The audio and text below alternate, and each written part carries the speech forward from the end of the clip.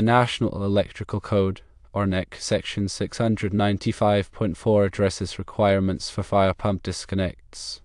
A proposal to simplify the term inadvertent contemporaneous operation would be welcomed. The aim of this section is to ensure the fire pump disconnect is lockable in the closed position.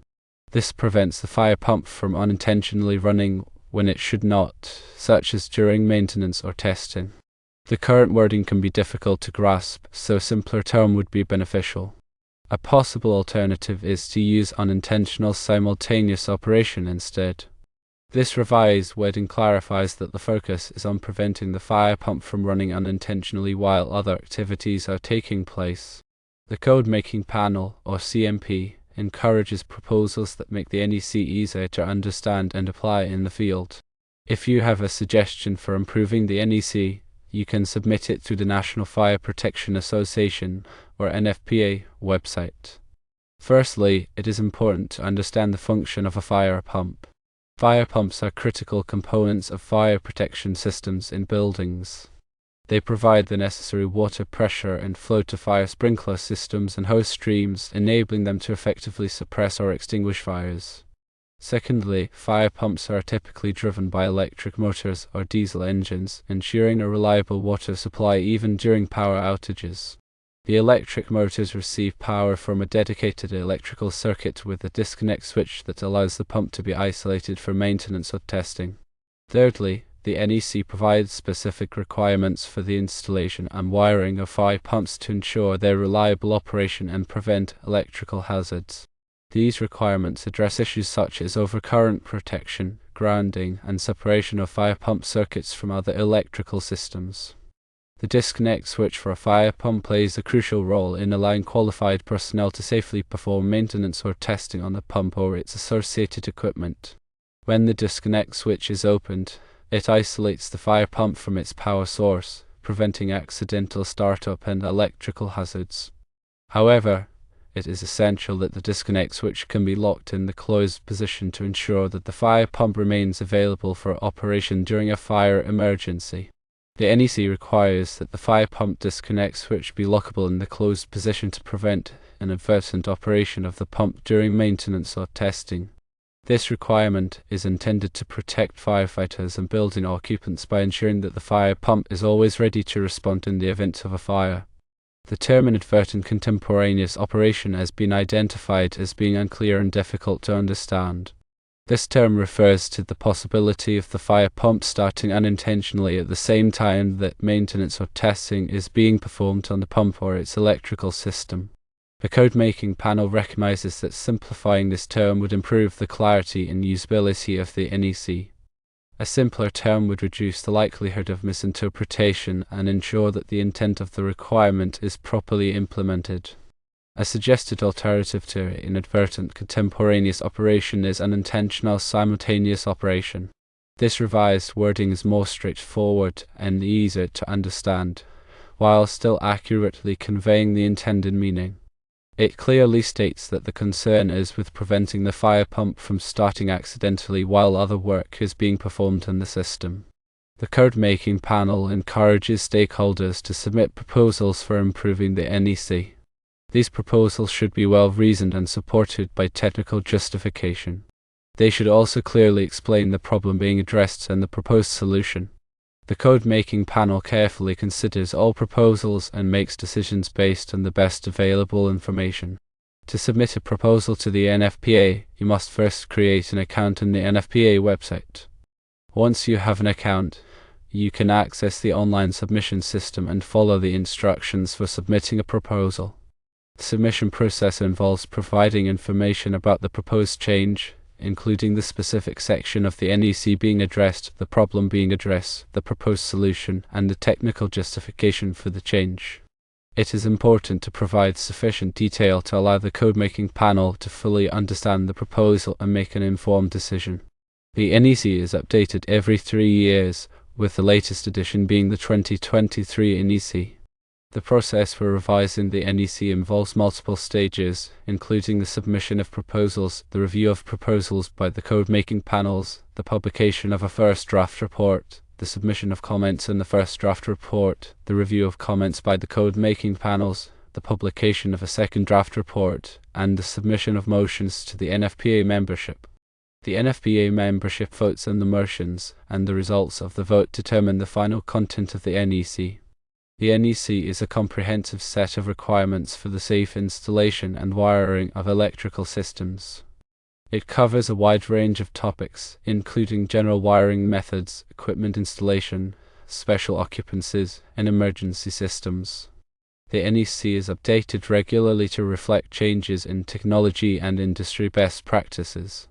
It is essential that electricians, engineers, and other professionals involved in the design, installation, and maintenance of electrical systems are familiar with the requirements of the NEC. The NEC is adopted by many states and local jurisdictions, making it a legal requirement for electrical work. Compliance with the NEC is essential for ensuring the safety of people and property. In addition to the NEC, there are other codes and standards that may apply to electrical systems. These include the International Building Code, the International Fire Code, and various product safety standards.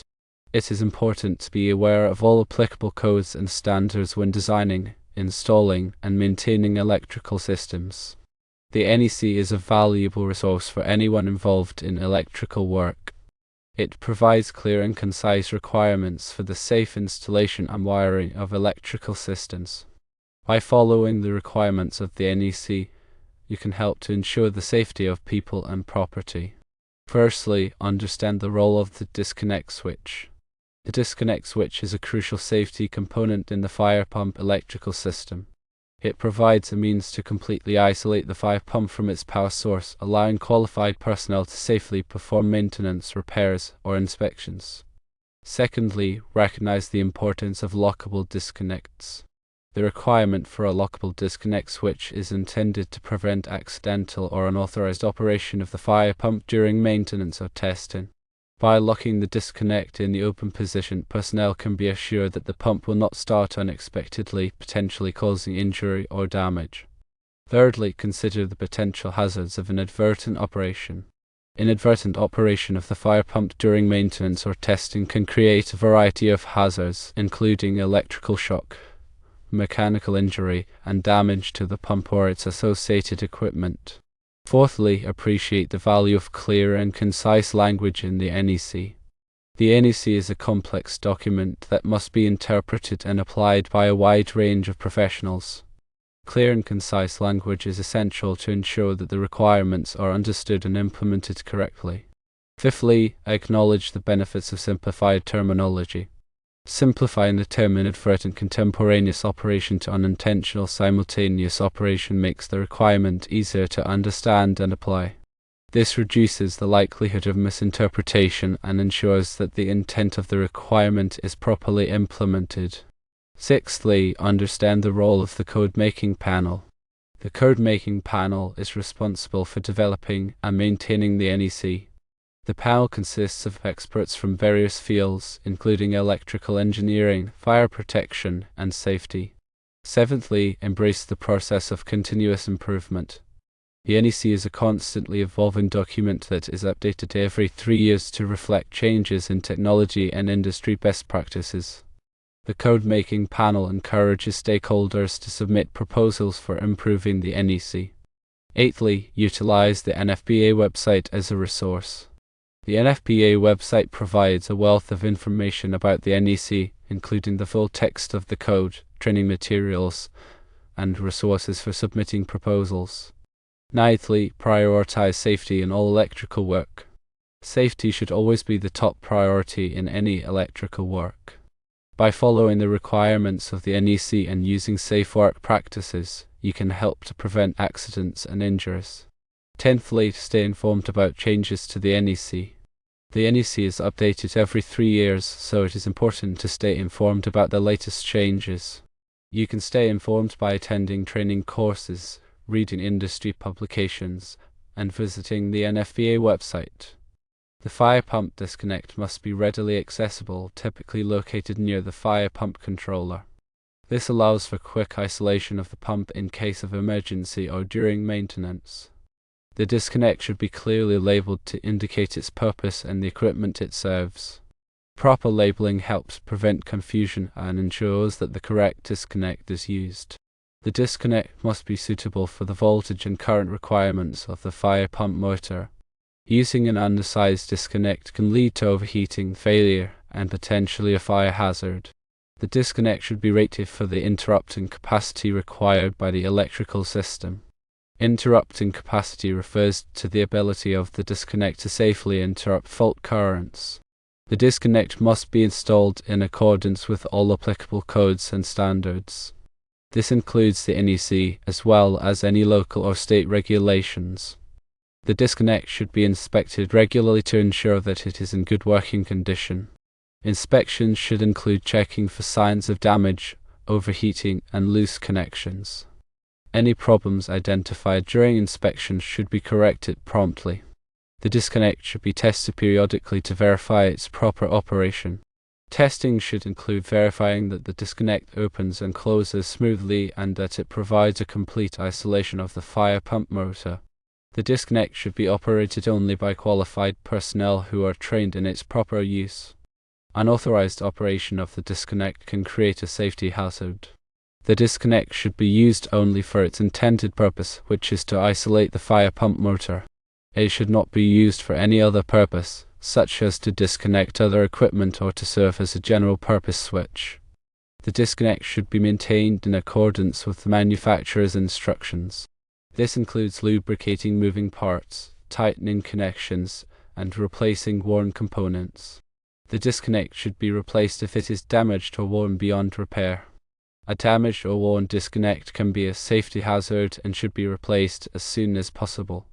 The disconnect should be protected from physical damage. Physical damage can compromise the integrity of the disconnect and lead to failure. The disconnect should be protected from moisture and corrosion. Moisture and corrosion can damage the internal components of the disconnect and lead to failure. The disconnect should be protected from excessive heat. Excessive heat can damage the insulation and other components of the disconnect and lead to failure. The disconnect should be protected from vibration. Vibration can loosen connections and damage the internal components of the disconnect. The disconnect should be protected from dust and debris. Dust and debris can accumulate inside the disconnect and interfere with its operation. The disconnect should be protected from insects and rodents. Insects and rodents can damage the wiring and other components of the disconnect. The disconnect should be protected from unauthorized access. Unauthorized access can lead to tampering or vandalism. The disconnect should be located in a well-lit area. A well-lit area makes it easier to inspect and operate the disconnect. The disconnect should be located in an area that is free from obstructions. Obstructions can make it difficult to access and operate the disconnect. The disconnect should be located in an area that is away from flammable materials. Flammable materials can pose a fire hazard if they come into contact with the disconnect. The disconnect should be located in an area that is away from sources of ignition. Sources of ignition can ignite flammable materials in the vicinity of the disconnect. The disconnect should be located in an area that is away from water or other liquids. Water or other liquids can cause corrosion and damage to the disconnect. The disconnect should be located in an area that is away from corrosive chemicals. Corrosive chemicals can damage the metal components of the disconnect. The disconnect should be located in an area that is away from excessive noise. Excessive noise can make it difficult to hear alarms or other warning signals.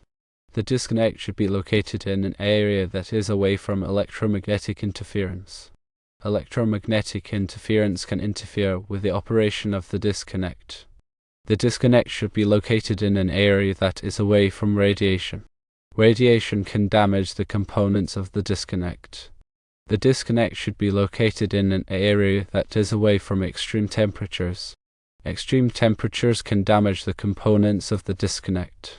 Understanding the NEC requirements for fire pump disconnects and the reasons behind them is crucial for ensuring the reliable operation of fire protection systems and the safety of building occupants. By simplifying the terminology used in the NEC and by providing clear and concise guidance, the code-making panel can help to improve the usability of the code and to ensure that the intent of the requirements is properly implemented.